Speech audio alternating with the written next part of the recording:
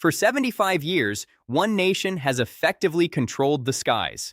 Since NATO's creation, nearly every advanced fighter jet in the alliance has depended on a crucial technology designed, manufactured, and controlled by the United States, the engine. This has quietly given the Pentagon enormous influence, an unseen veto over the defense and foreign policy decisions of its closest allies. The unspoken rule of Western air power has always been straightforward. No aircraft flies, no weapon is deployed, and no critical technology is shared without some degree of American approval. But what if that era was beginning to end? What if a country long viewed as a quiet partner decided to challenge that monopoly? In the aerospace hub of Montreal, a bold vision is emerging. It centers around a next-generation super factory capable of producing an engine that could loosen America's grip on NATO air power and alter the military balance for the first time in decades. This is more than just a factory story. It's about sovereignty, history, and one nation's attempt to reclaim control over its own future. For decades, the dream of a fully independent Canadian defense industry has been tied to a painful memory: the Avro Arrow. To understand why the idea of a Canadian-built fighter engine is so groundbreaking, you first have to understand what happened before. The Arrow remains legendary in engineering circles and political discussions alike, a haunting symbol of unrealized potential. Picture the late 1950s, during the height of the Cold War. The shortest route for Soviet bombers to strike American cities passed directly over the frozen Canadian Arctic. Canada wasn't just supporting North American defense at the time, it was the front line.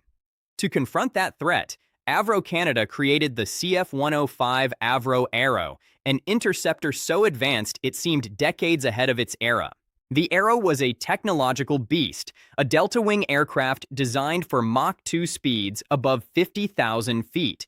It was expected to become the fastest and most sophisticated interceptor on the planet. Its revolutionary Iroquois engine, also Canadian-designed, was equally impressive.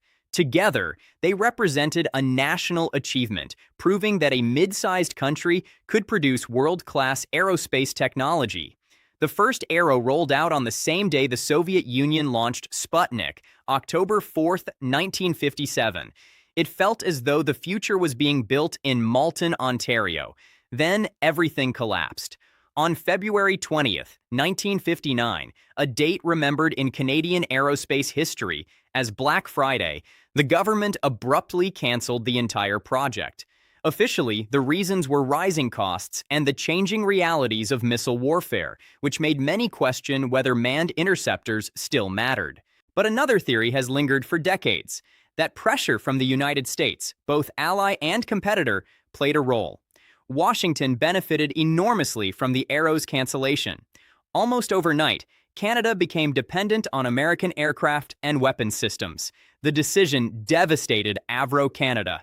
More than 15,000 skilled workers lost their jobs, and many of the country's brightest aerospace minds moved south to work for American companies and NASA.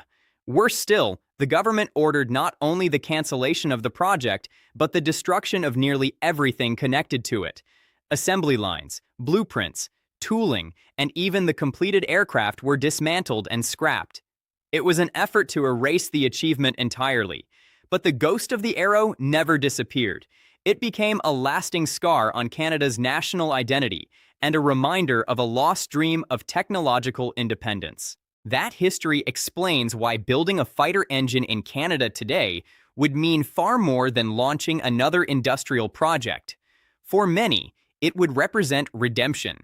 The Arrow's downfall also led directly to the situation NATO allies face now: deep dependence on the American military-industrial system. That dependence is reinforced by ITAR, the International Traffic in Arms Regulations.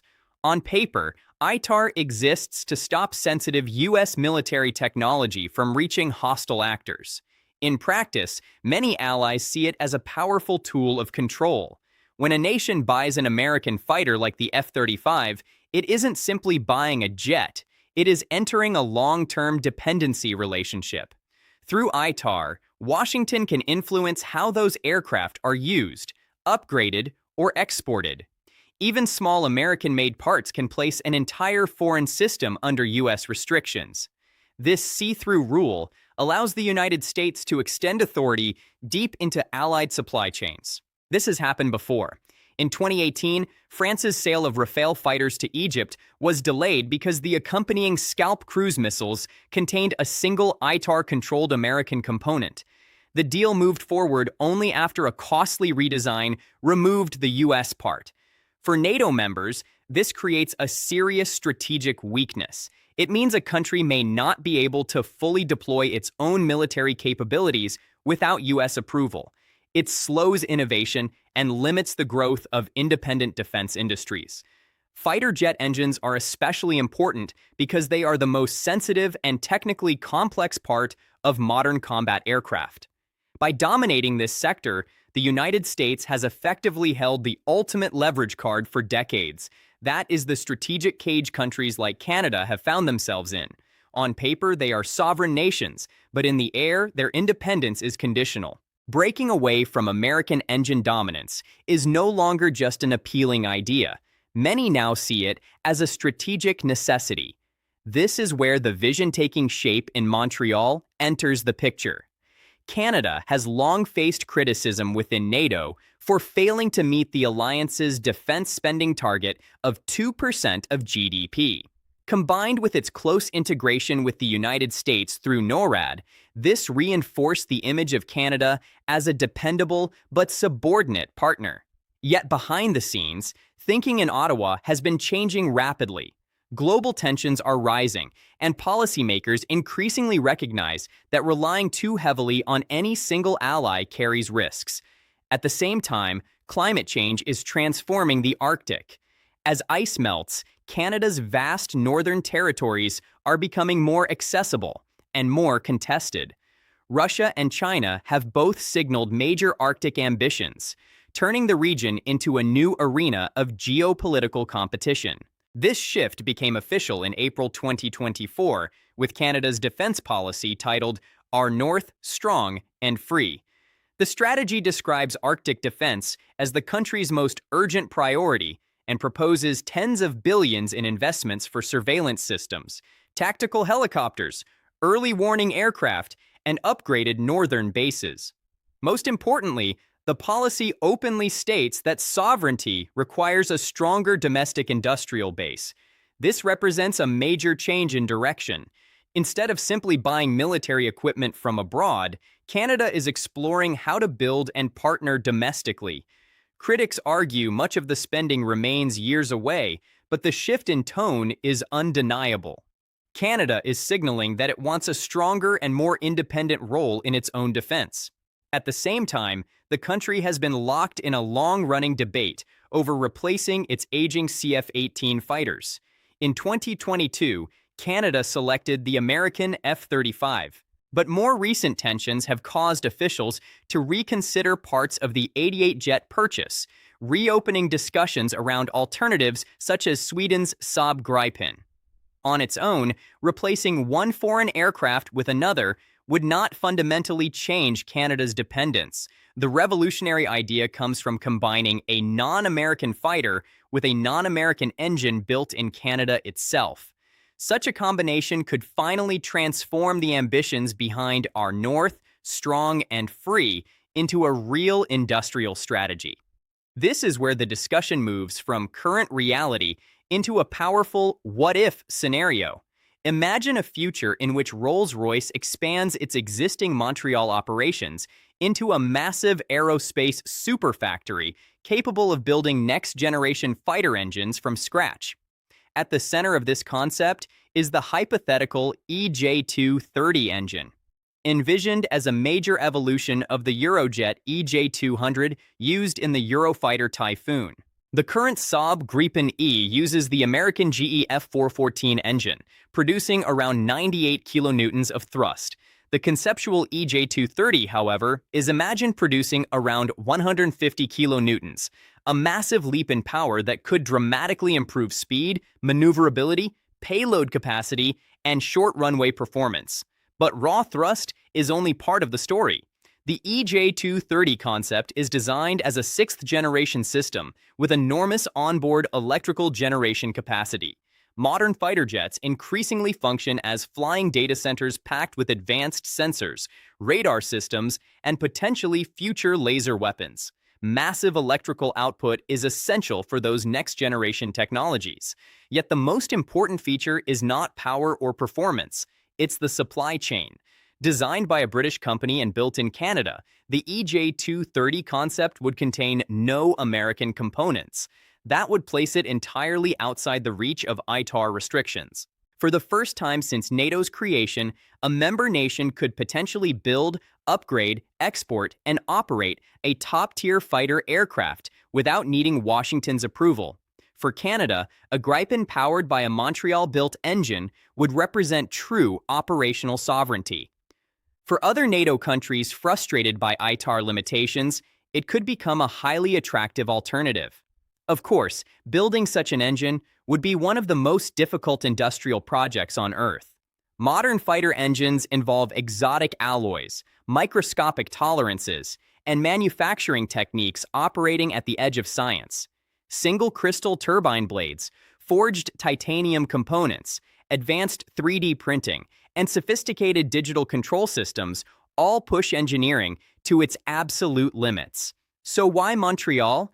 Because the city already ranks among the world's major aerospace hubs, alongside Seattle and Toulouse. It hosts over 200 specialized suppliers, major aerospace firms like Bombardier and CAE, and generations of engineering expertise. Rolls-Royce already operates large engine facilities there, meaning much of the industrial DNA already exists. Expanding into advanced fighter engine production would be a giant leap, but not an impossible one. If Canada ever pursued this path, the geopolitical consequences would be enormous. Publicly, Washington would likely describe it as the sovereign choice of a close ally. Privately, however, it would almost certainly be viewed as a challenge to American leadership. The F-35 program is not just about selling aircraft. It is also a tool for maintaining long-term strategic influence within allied nations. American officials have already hinted that abandoning the F-35 could affect NORAD cooperation. Pressure from Washington would likely be intense. Yet by partnering with Sweden's Saab and Britain's Rolls-Royce, Canada could help form a new coalition of technologically advanced middle powers within NATO. Other alliance members would watch closely as well. Countries in Eastern Europe facing direct pressure from Russia might see value in acquiring advanced fighters free from U.S. political restrictions. Over time, this could significantly reshape NATO's industrial landscape. For Canada itself, the implications would be profound. Becoming the only North American producer of a non-American advanced fighter engine would instantly elevate Canada from customer to major strategic player. It would gain not only economic leverage through exports, but also a stronger voice in foreign policy. Still, it's important to separate vision from reality. As of mid-2026, no Rolls-Royce fighter engine superfactory exists in Montreal. The EJ230 remains purely conceptual. Canada is still officially moving forward with the F-35 program, and no formal military engine project has been announced. Much of the online discussion surrounding this idea is speculative, and the obstacles are enormous. Canada is already financially committed to the F-35. Walking away would create major diplomatic and economic consequences. Developing an entirely new military turbofan engine would require unprecedented investment, years of research, and extensive testing. Even integrating a new engine into the Gripen platform would itself cost billions. So for now, the idea of a Canadian-built fighter engine breaking America's monopoly remains a vision rather than reality. But the fact that people are seriously discussing it reveals something important. The old assumptions about NATO air power are no longer unquestioned. Canada now stands at a crossroads. One path continues deeper integration with the American military-industrial system through the F-35, a route offering proven capability but continued dependency. The other path is more difficult and ambitious, pursuing greater sovereignty through domestic industry, alternative partnerships, and potentially one day, a fighter engine built in Montreal. The ghost of the Avro Arrow has lingered over Canada for more than half a century as a reminder of what was lost. Today, as Canada looks north toward a rapidly changing Arctic and a shifting geopolitical landscape, that ghost has taken on new meaning. The real question is no longer what if, but what now? Will Canada remain a junior partner within the Western Alliance? Or will it eventually attempt to carve out a more independent role in the skies on its own terms? The answer could shape not only Canada's future, but the balance of power inside NATO for decades to come.